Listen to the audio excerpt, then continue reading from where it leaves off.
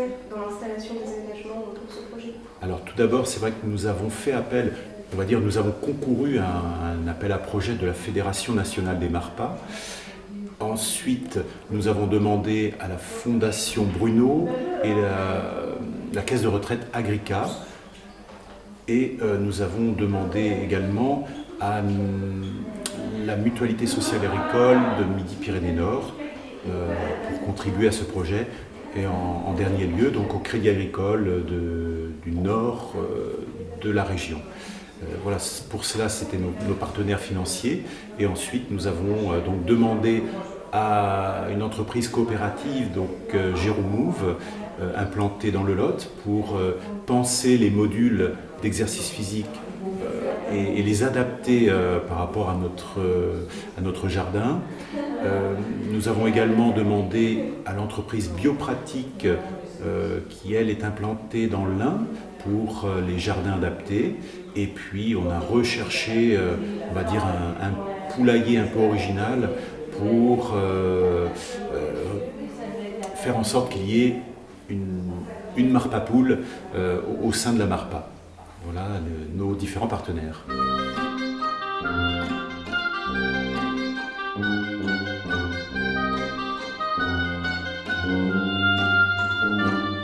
La Marpa est une résidence autonomie.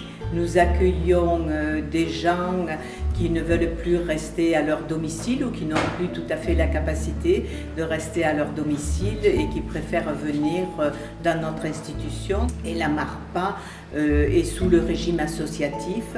Donc nous avons un conseil d'administration formé d'élus et des bénévoles aussi qui viennent travailler avec, qui viennent auprès des résidents pour faire des activités.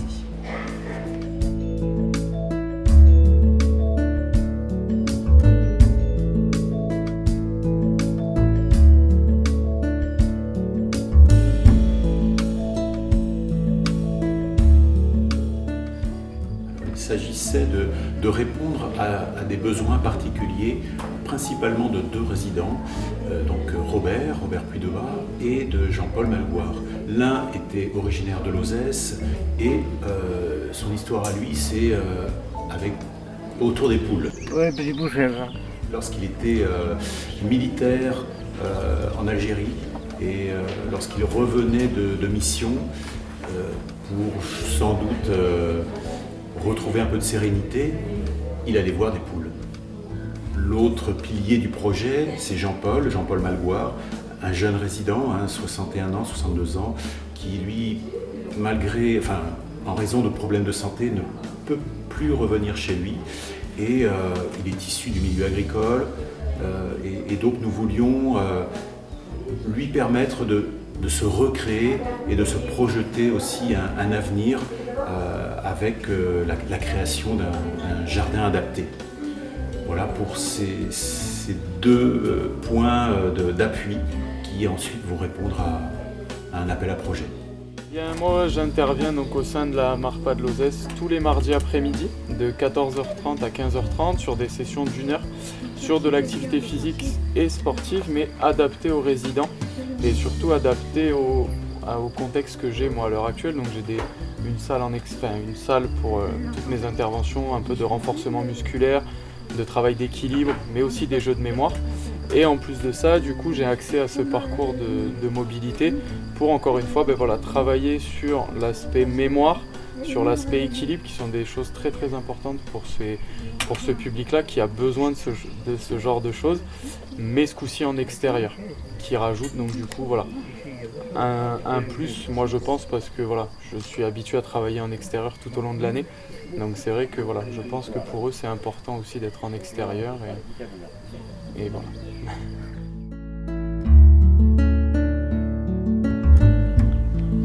Bonjour, je m'appelle Fabien Delcorme, j'interviens comme masseur-kinésithérapeute à la Marpa de Lozès 3 fois par semaine. J'ai en charge des personnes âgées allant de 80 à 90 ans. L'intérêt de ces installations, de ces modules, est de faire travailler les personnes âgées tant sur le plan de l'équilibre que de la coordination. C'est très incitatif et très ludique. Ce qui caractérise un petit peu la personne âgée, c'est l'ensemble des pathologies, de la polypathologie, Donc ce sont des douleurs arthrosiques, des déformations vertébrales, mais également des troubles de la compréhension, des troubles de l'équilibre et de la coordination. Donc l'intérêt de ces modules est de faire travailler, de donner un niveau de difficulté assez important pour essayer de retrouver la marche la plus sûre possible. Il y a 3 modules de 3 difficultés différentes, niveaux de difficulté. Donc évidemment, certaines personnes ne peuvent pas faire ce travail-là. Par exemple, pour un Parkinson assez évolué, le risque de chute est majeur. Donc on va privilégier des modules beaucoup plus simples.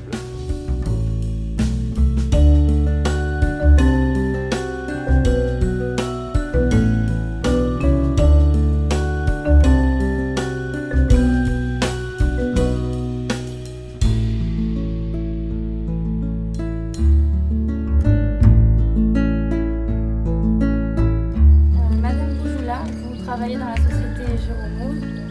Pouvez-vous nous expliquer quelle est cette société Alors la société Jérôme, d'abord, c'est une société coopérative et participative. Pour nous, ça c'est très important parce qu'en fait, on se situe dans ce qu'on appelle aujourd'hui l'économie sociale et solidaire. Ça veut dire que l'humain est au centre de tout, dans toutes les actions et dans toutes les décisions que l'on peut prendre. Alors l'objectif quand même principal pour les personnes qui commencent à perdre un peu leur mobilité, c'est qu'ils puissent, quand ils vont aller dehors, retrouver un peu des difficultés qu'ils vont avoir en se promenant dans la rue. Là, vous avez notamment, on voit ici, c'est un module qui s'appelle le chemin de rondin. Alors, ce sont des rondins de hauteur différentes. En ville, souvent les chutes viennent parce que les personnes ne lèvent plus la jambe et vont buter contre le trottoir. Ce type de module va permettre d'entraîner à lever donc les pieds et justement à éviter des chutes. Ce qui est aussi important dans ces modules, vous voyez, c'est du bois qui est resté très naturel. Il est tordu, c'est voulu, et souvent quand on se retrouve dans des environnements un peu médicalisés, tout est rectiligne, tout est lisse. Nous, ce que l'on veut, c'est que les gens reprennent contact avec la nature. Je m'occupe de tout ce qui est développement de l'activité et d'aller rencontrer les structures qui souhaitent mettre en œuvre ce type de parcours et pour aussi imaginer un parcours qui se fera peut-être dans un an.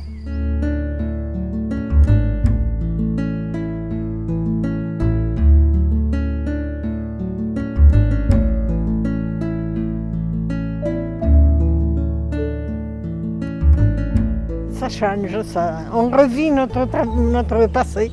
Ah oui, Ça me rappelle qu'on travaillait la terre chez moi. ah oui. On faisait du jardinage et il fallait aller travailler. On faisait un peu de tout. On faisait des haricots, on faisait des tomates, on faisait de la salade, on faisait des pommes de terre, on faisait plein de légumes, quoi, pour la famille. On faisait du blé, on faisait de l'avoine, on faisait de l'orge, du maïs, on plantait du tabac, on avait un peu de vigne pour nous. Oui. Oui, mais il faut le faire tout ça. Alors, je pouvais plus travailler. J'étais arrivée que soigner mon mari et travailler et traire les vaches. Au départ, on faisait avec la main, mais après, on a trouvé une machine. Mais il faut le faire. Oui. Il faut laver les ustensiles. Il faut tout laver. J'ai toujours participé à quelques bricoles pour leur donner un coup de main comme ça. D'abord, ça m'a aidé moi à remonter le passé. C'est ça. Et je continue tant que je peux. Oui. C'est tout. Oui. C'est pas un endroit. Enfin, c'est un endroit où vous êtes active un peu quand même. Ah oui, mais je l'ai toujours été. Hein. Oui. Je l'ai toujours été active.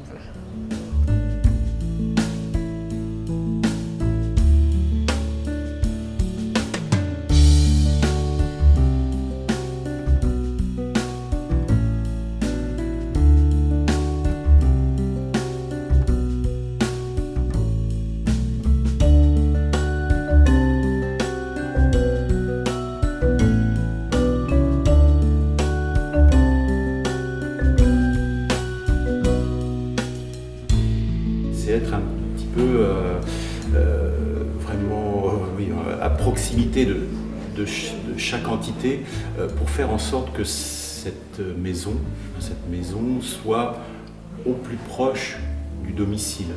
qu'il y ait un maximum de repères qui fassent penser à une maison et non à un établissement. Donc c'est vrai que c'est cette particularité qui m'avait séduit, hein, donc il y a maintenant un peu plus de 20 ans, de se dire qu'un établissement, il peut avoir une autre image que ce que l'on a, et malheureusement encore aujourd'hui, d'une maison d'accueil pour des personnes d'un certain âge. Et dans ce cadre du projet de l'OSES, hein, on essaye chaque jour de faire en sorte que ça soit au plus près de substitut d'un domicile que d'un établissement.